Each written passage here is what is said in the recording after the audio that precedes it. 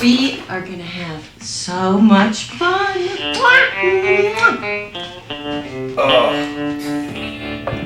Kinda hate when Mom gets goofy like that.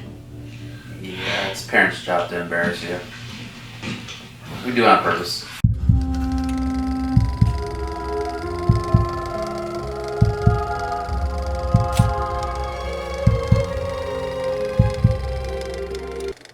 Welcome to week 4 of the October 2021 special of The Screaming Room. Today we are talking about one of my favorite Halloween episodes of a TV show, and that is the Halloween episode of the sadly short-lived, Freaks and Geeks. The episode title, Tricks and Treats, which was the 3rd episode of the series. NBC, you did not deserve this fucking show. Yeah. And I like the one season we got, but it is unfortunate that we couldn't get more. Yeah, but this is a good episode, though. Oh, yeah. Really good episode. It's always one of the first episodes that comes to my mind when I think of the show. And it's a really good time. It is definitely a good time. It's got a really good fucking cast in there. I was like, watching it the first time, I didn't obviously know most of them, but like watching it today, I was like, wow, James Franco, Seth Rogen. Fuck. Jason this was Segel. Actually Jason Segel. This was a really good freaking cast. And so fuck you, NBC.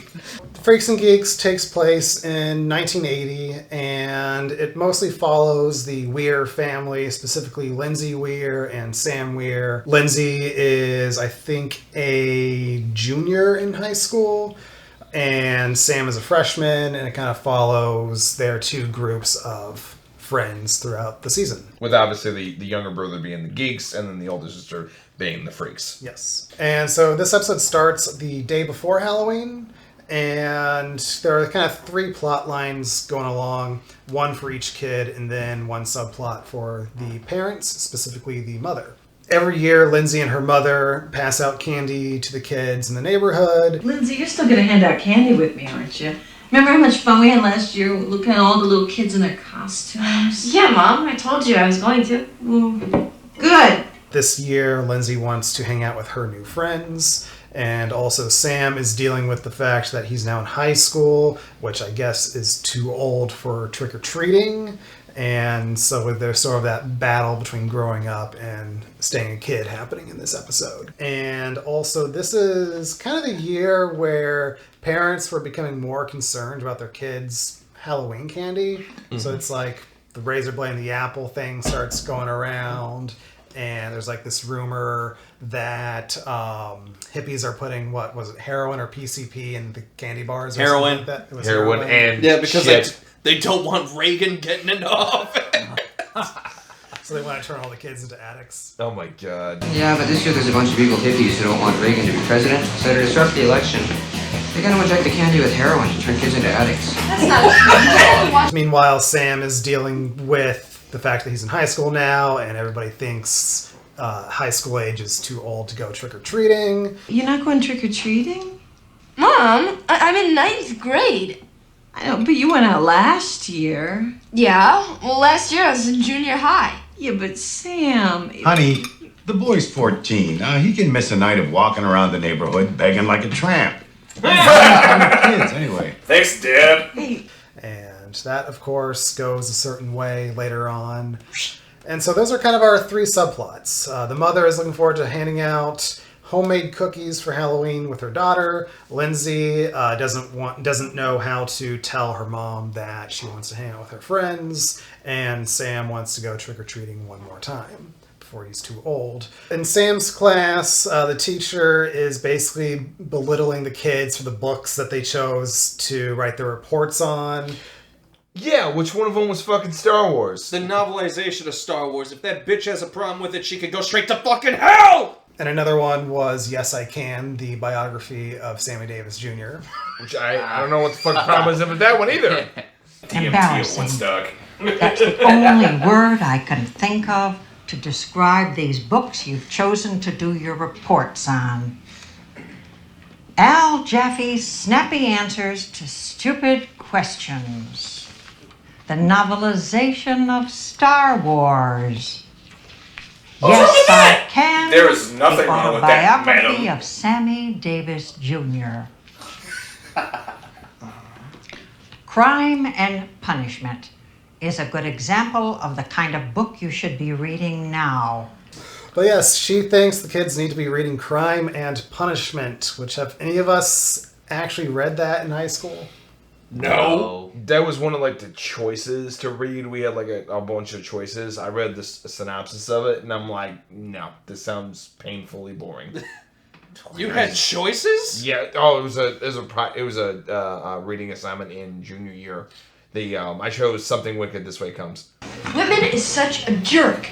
You know, she says you have to be young adults. We're not adults, we're kids until we turn 18. Whoa, maybe you are. But when I hit 13, I became a man. It's only in your temple, Neil, not in the real world. Hey, we should go trick-or-treating tomorrow night. In case you haven't noticed, we're a little old. No, we're not. Okay, we went trick-or-treating last year. And so he and his friends decide to dress up for Halloween, and they had some interesting costume choices. They're each making their own costumes. Sam was going to be Gort, the robot from the day the Earth stood still. Which is like insanely specific. Like all I could think about was like this kid's not gonna get laid till college. Like, all I thought about. I'm like I feel bad for you, bro. You're just a man out of time, man. Like you're just. There's then it's like he looks like the fucking just a basic ass Tin Man looking dude. Yeah, dude. Which he gets called out for later. Thankfully, I'm like, okay, I'm glad I'm not the only one. Jesus Christ, that costume sucks. Which all their costumes. Well, actually, no. The one who went as Groucho Marx, he actually did a really good job. Yeah, he did. I will give him that. He looks like Groucho. Fucking alive. If I held you any closer, I'd be in baggy. Hey, cut that out. Yep. And then his other friend was going as the Bionic Woman. Hell. I'll give him this much. He put in the effort. Yeah, he did. He put in the effort. You know, Bill, you look really lovely. I'm Jamie Summers, a bionic woman. Oh, of course you are. And then another kid from high school joins them, and he's going as a guy with a knife through his head.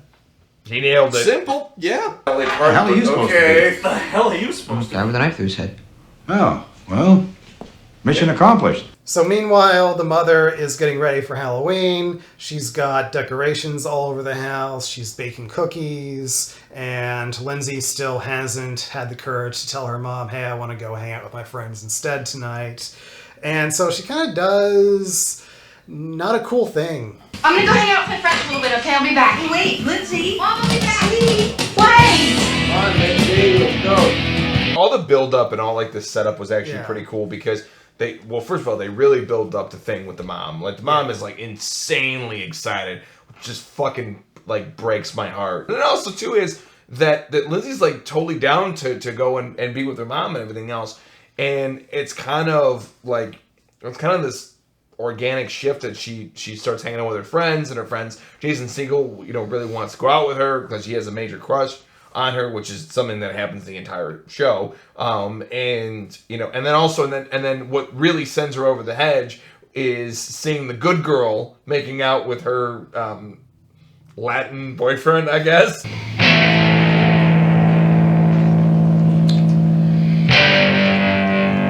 Lindsay! And she's like, oh my god, if the fucking really goody two-shoes Christian girl is out here making out with boys who can't French kiss before 6 months, otherwise they will go straight to hell. Lindsay, you've got to keep this a secret. I mean, Tommy and I don't even French kiss yet.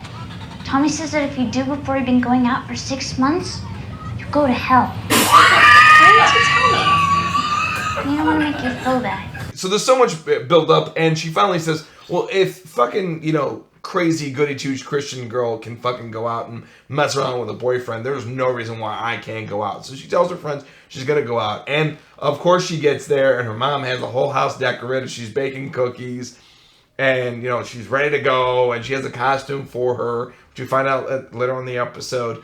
And it's a really sweet moment, but it's kind of funny. It's kind of cool, man, because it's two things happen. One, mom is a representation of an older generation, and she's a representation of the next generation. That was a weird time, like, culturally. Like, 1980, like, it was before, like, Reaganomics, but it was, like, the end of the 70s. So it was, like, this weird, like, in-between time where people were kind of in between a bunch of different things. And the mom, like, remembers, like, the early 60s and the 50s when things were a little bit more innocent. And it's kind of an organic shift between the way that we recognize the world and the way that she recognizes the world. It's almost like, you know, because nowadays that's very common with, you know, checking candy. Because she bakes cookies and none of the fucking neighborhood kids want them because... Well, it's the parents. But the parents don't want them because there's razor blades and shit in there. Hey, what's the big idea of scaring my kids? What the hell do you mean what's the big idea? No, I'm sorry. I made him put this on. Here, give these to your children. They're homemade. Are you crazy? I've been lecturing my kids for weeks not to take unwrapped candy. Those cookies could have razor blades or pins and... I wouldn't do that. The beginning of Helicopter Parents. And the other thing they is... even throw the cookies on the lawn. I know, what It's a bunch like- of fucking assholes. Yeah. You know, Gene, they train the kids not to take unwrapped foodstuffs. You should see all the parents are dumping the cookies on your lawn. They're all covered with ants. What? Well, happy Halloween. That sucks. But the other thing is, too, is, and this is something that's throughout the entire episode, is talking about an organic shift when kids grew up. And the things that, you know, they used to do on Halloween are not the same things that they do now on Halloween. And like, and I remember that shift about when eventually I stopped going trick-or-treating and more hung out with my friends, and we did other things. We went to haunted houses, and we hung out at my house and kind of, you know, did, you know, Halloween parties. And it's kind of fun, and like, it's kind of sweet because the mom just wants to hang on to those moments. She was so happy when she found out that that the kid was going to go trick-or-treating. She was so happy when the girl, you know, when Lindsay was going to hang out and, you know, help her pass out like it always was. But I think at the end, I think her mom was really appreciative, but I think in the back of her mind, she really knew that this is almost over. This era, this thing of, you know, she went in a whole speech about how everyone's mean now, you know, Yeah. and I think she recognizes, yeah, I'm glad it you know, it happened, but, you know, the kid, you know, the younger boy getting egged, and he was pissed off, you know, that happens a little bit later, but she's like, yeah, it's kind of over, and it's kind of what makes this show special, which is that it's real. It's talking about, you know, transitions in life, you know, where things shift from one guard to the other, and this is a perfect example of it. So with Sam, he and his friends go out trick-or-treating, and the first house they go to is just this bitter old lady. Oh my god. And it's like, did any of us not want to slap her? I'm afraid if I did, that the fucking like white pale makeup would go off of her. Either that or all her bones would snap. Holy shit! Yeah, and I'm like, you're the bitch that smoked while you were pregnant with your kid, weren't you? Aren't you guys a little old for this? We're only freshmen in high school. High school? That's too old. You're young at heart. Oh, circus peanuts. What the hell are you supposed to be anyway? Tin Man? I'm Gord. He's the robot from the day the Earth stood still. You look like the freaking Tin Man. And yeah, she really tears the kids a new one with their costumes and the fact that they're too old and all that stuff. And she calls Sam a Tin Man. Like I said, motherfucker looks like a Tin Man. I've seen the Day the Earth Stood Still movie that was like the, what was it, 50s, whatever the fuck it was? 1951, I think. Yeah, there you go. Yeah, I had to do an audio project in class for that piece of shit movie. So yeah, I know what the motherfucker looked like. He don't look like that!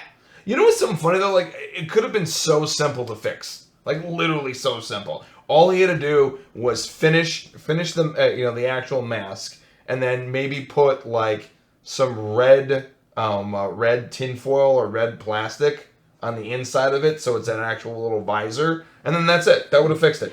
But, you know, he had to see or breathe or whatever, you know. Lack of fucking commitment. And then eventually they run into the school bullies and get into a fight there.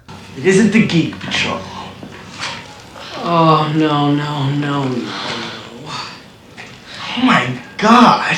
I wouldn't really call it a fight. They got pushed to the ground and gave up. I'm like, it was a poor excuse for a fight all around. Like the bullies did a bad job, they did a bad job. It was just, I give it a 0 out of 5. Nobody even threw a punch. I'm like, what?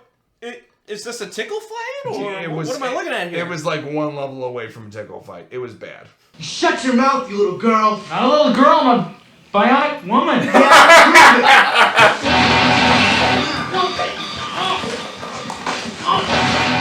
cut it out! Stop! You think the candy is my grandma's gold! Ow! Fell on my knife. So yeah, they had a really shitty experience. And then they got, I think right before the bullies, they got laughed at by the fucking... Oh, yes. So this is probably one of my favorite parts, is as they start trick-or-treating, there's this mother and her 2 kids that walk by them, and the mother says to her kids, don't stare. And they notice that everybody is staring at them. And they also notice that they're the oldest fucking people there that are trick-or-treating besides the damn parents. You could tell. Mom, look! Jessica, come on, don't stare. Stop.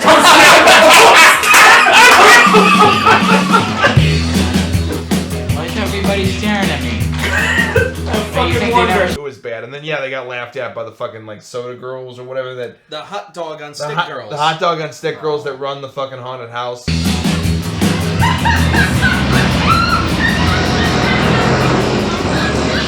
Great. Thanks a lot. Because they originally wanted to go to the haunted house, but he's like, no, we should go trick-or-treating. It's like, why? Why would you shift that? Haunted house sounds way more entertaining. I don't know. And fucking Groucho was pissed because he's like, I put down so much leg work to get those. He's like, I was like, yeah, okay. I can't believe the hot dog on a stick girl sauce. That's months of groundwork down the drain. Like they'd ever go out with you. Hey, shut up. Exactly. They like me. They always give me free lemonade refills. So meanwhile, Lindsay is with her new friends, James Franco, Seth Rogen, Busy Phillips, and Jason Segel, who also appeared in How I Met Your Mother. Which is one of my picks. Yep. So they're going around, just kind of driving around, but then they start causing a little mischief. The pumpkin kicking was particularly painful to watch. Yeah, which I gotta give them a little bit of crap, man, because, like, I get, like, you know, doing some pranks, but Lindsay gave some very legitimate suggestions of shit they could do. Like, you know, go see a Friday the 13th movie, you know, like, go to a haunted house, like, all of that is age appropriate. They, but no, they wanted to go jerk around and fucking throw pumpkins and kick pumpkins in and shit. Fucking losers. We all did that at least once as a kid. I've done that a few times. You've done it. I've certainly done. I mean, I've done the ding dong ditch thing. I never did eggs. Like I never wanted to. Never did eggs. Never did toilet paper. It was never funny. done ding dong ditch. Oh, I did that. That was free though. Like, you know, that was free. That was free. I like that. That was just free. That was free. I didn't want to fucking pay for toilet, especially in high school. I don't want to pay for toilet paper or eggs. That was always my justification about why I never wanted to do it. Yeah, ding dong ditching was always free. I used to do ding dong ditch count to 3. Yeah, that shit was crazy. Gee, look at you living on the edge. Yeah. When you're like 13, that is living on the edge. Oh, you guys ever play ding dong ditch count to 3? We're supposed to do this. No. Oh, that shit was crazy. Ring the doorbell and then count to 3. Oh, that's how it works. So the first pumpkin they smashed actually belongs to their guidance counselor. And I just love his reaction. He's just like, man, that's uncool. And he has a backup pumpkin just ready to go. I have so much respect for that man. Backups are great and you should always keep them. Oh, look, the hippie teacher. Oh, man. That is so uncool.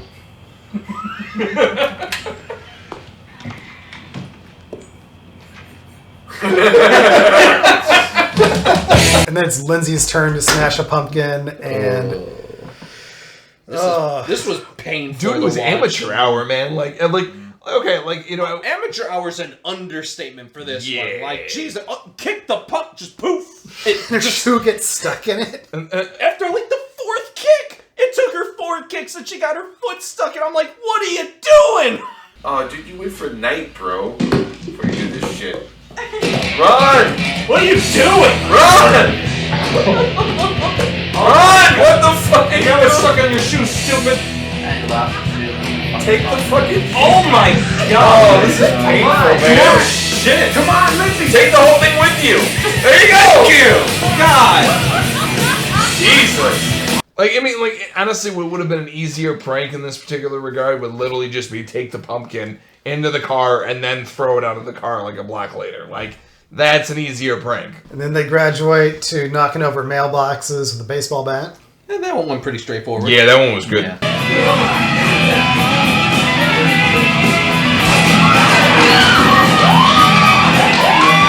And then the eggs come out. And this is where our two subplots kind of collide. And their target happens to be Sam and his friends. Sam's friends see it coming and they're able to dodge out of the way. Meanwhile, Lindsay actually hits her brother in the face with an egg. My bra's chafing. Let's get home. The kids see it! Sam, you're walking like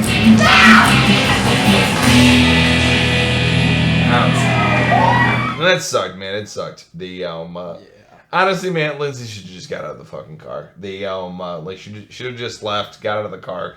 I understand that's like really easy though for me to say as a 30-year-old versus a fucking 16-year-old. But she really should have got out of the car. But that being said, though, like I think it's a really, really good character moment because at the very, very least, like I think in like normal like screwball comedies, you know, they would have just left it alone at that, and then there would have been something else. But like it took time to actually have a character moment where she said, you know, go in fucking reverse, and you know, I want to make sure my brother's okay. Which tells me that she really cares about her brother, which once again adds to the disappointment that this show did not continue because there were so many other stories that could have been developed better. But you know, Let's give you a ride home, okay?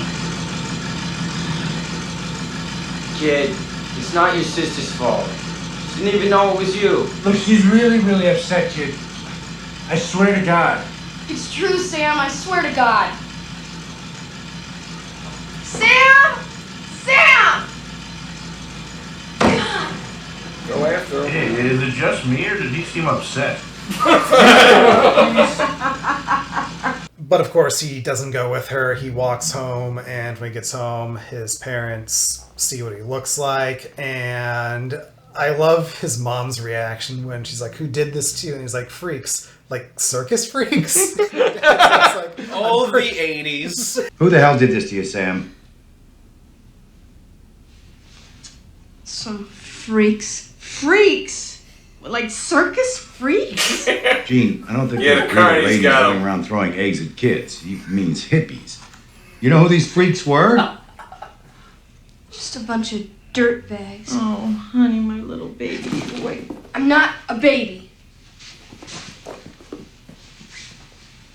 I love what he says to her though, and then that goes back to what I was saying before about this the transition between the kids growing up and the mom just, you know, coming to terms with it. Like she's like, "Who did this to my baby?" And he's like, "I'm not a baby," and then he runs off, and I'm like, well, you know, he's fucking right. And actually, you know what? I have a lot of respect for the. It was a really cool moment, like earlier in the episode with the dad when he's like, "Hey, Mom, I think I'm just too old for trick or treating this year," and the mom was giving him, you know, a hard time. She's like, well, why? You know, like, you know, you should go on and do that. And the dad stepped in and like, if the boy doesn't want to go trick or treating, he doesn't have to. Let him go hang out with his friends. It was a cool dad moment. I think dads are really good at spotting that, especially for, you know, young kids, you know, young guys in particular. They're like, you know, like, hey, let the fucking kid grow up. But he also didn't say a word though. He wasn't mean to him, and that was another thing about how good these characters are. He wasn't mean to his son about wanting to go out of trick or treating. He's like, yeah, go have a good time. But he defended him though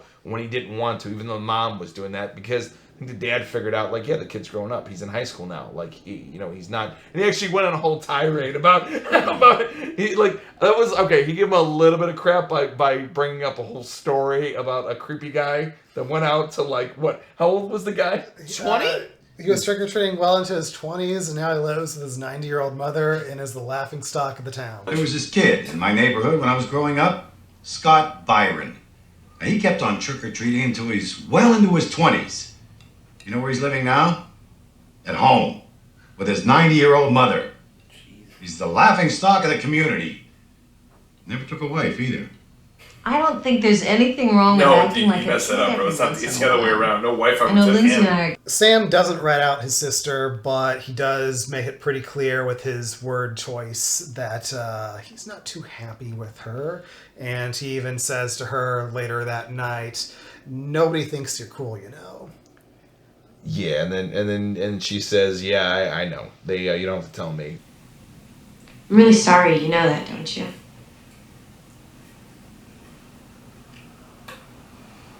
Nobody thinks you're cool, you know. Trust me, I know. And then they actually, her and her mom have a little final moment. What you know, the funny thing is, I would have been really pissed if they ended the episode because I could clearly see outside that there was still fucking sunlight. And I'm like, why didn't you? There's more time. Like Halloween's not over, but it hasn't even begun yet because the sun's not even set. So you can fix this. Like, you know, go do something. And thankfully they did. Yes, she got the costume that her mom got for her, and it turned out it was the wrong costume. That's the wrong costume. You were supposed to be my little princess. Well, I guess I'll have to be your little prince instead. Okay, whatever. Looks like a fucking jester, but alright. And they answer the door and give candy to the trick-or-treaters, so they at least have their moment at the end. Conclusion. And Sam picks up the Crime and Punishment book and basically starts his road to growing up at the end of the episode. And that's pretty much it. And his dad goes and checks on him and makes sure he's okay. But, you know, to a degree, you know, the dad didn't want to push, you know, and do that. But he said, hey, you know, he's like, yeah, I'm just reading. And he's like, hey, just don't stay up too late. Which is, I mean, there's only so far sometimes that dads don't always want to push. They don't, you know, they don't want to go too far and too invasive. They just want to let you know that they're there if you need them. You okay? Yeah, I'm just reading a book for school. Is it any good? I don't know yet. Everyone's name is really weird and long. Don't stay up too late. I won't, Dad. It's a good episode. It's a really, really good episode. Yeah. So, Zach, you've never seen any Freaks and Geeks before this. No, I have not. What did you think? Just It was alright. Like, it wasn't bad or anything, but I don't really see myself ever watching the show after this ever again.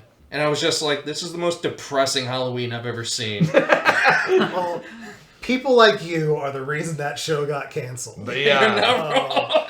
Because, like, one of the things that Paul Feig and Judd Apatow wanted for the series is they didn't want generic TV happy endings at the end of each episode. That's fair. So they did want to go more somber or sad or not everything works out. And that's one of the things that NBC didn't like about the show. In fact, I think during the season they even gave notes to them saying, give us more happy endings. And then they were like, no. And stick to your guns, which sucks, man. Because this actually was a good series. You know, I only caught a few episodes, but watching this Halloween special, I think I might want to start from the beginning. But I think at also the same time, though, because it was canceled, it kind of gave a legacy to the people that were on the show and made them the stars that they are today. Including Judd Apatow, of course, who I believe he created this whole show. He was the producer, but the creator was Paul Feig. Okay, and Paul Feig went on to do a lot of other things as well. Yes, which Freaks and Geeks is probably my favorite thing of his, and my least favorite would be the 2016 Ghostbusters.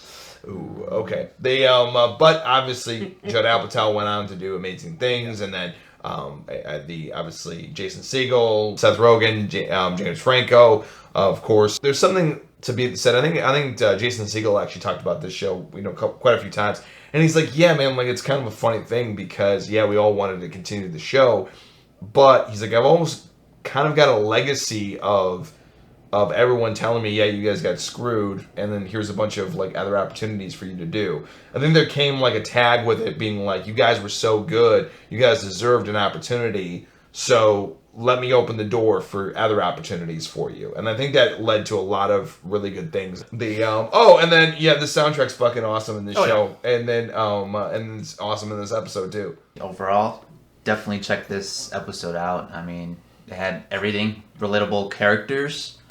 They had a little bit of everything. They had the, trick-or-treaters. It had that moment with them realizing that, all right, maybe we're too old for this. It had, the pranks that go with Halloween. It had the emotion with the mom, because that does happen, where kids want to grow up and want to be more with their friends and not hang out with mom and dad all the time. So yeah, fucking awesome. And I'm definitely gonna recheck this episode or this series and start from 1. I think it's a great coming of age story episode about Halloween and how life changes. And the good thing, and I think the thing to remember about all of this though is that even though life changes with with Halloween should always still remain important. It should always still remain sacred, even if and that's something that happened in my life. It changed from trick or treating to hanging out more at my house and doing haunted houses and Halloween parties and shit like that. And it's important though. And I think this episode really illustrates that, at least for me, is that even though times are changing with Halloween and kids grew up and, and things change, don't lose the spirit of Halloween. It's supposed to be fun.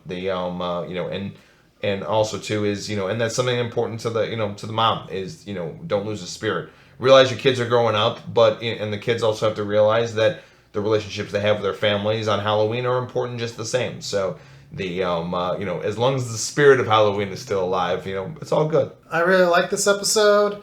I actually think it's one of the weaker episodes of the series, just to illustrate how good the series is. And I still love it. And definitely check out the series from the beginning if you've never seen it before. And it's just an excellent time of a show. And I'm glad I got to share it with you guys, and I'm glad I got to depress this guy a little bit. I will stab you. Thank you for watching this episode of the October 2021 special of The Screaming Room. Also check out these guys' picks of Halloween episodes this year. We had David choose a South Park episode, Mark with a How I Met Your Mother episode, and Zach with a Family Guy episode. And also be sure to hit that like and subscribe button, and also look us up on our social media at Midwest Horror Network on Facebook, Instagram, YouTube, and Slasher. And of course, if you are checking us out on YouTube, if you can be so awesome to stab that like button, smash that subscribe, and click that little dingy bell to be notified every time we drop amazing content. Because hey, guess what? We have a lot of amazing fucking content coming out in October. Thank you so much for checking this out. We'll see you next time on the Screaming Room October 2021 special. Bye, guys. Well, certainly glad we all decided to celebrate Halloween. Last time I had this much fun, I was pinned down in a foxhole by the North Koreans.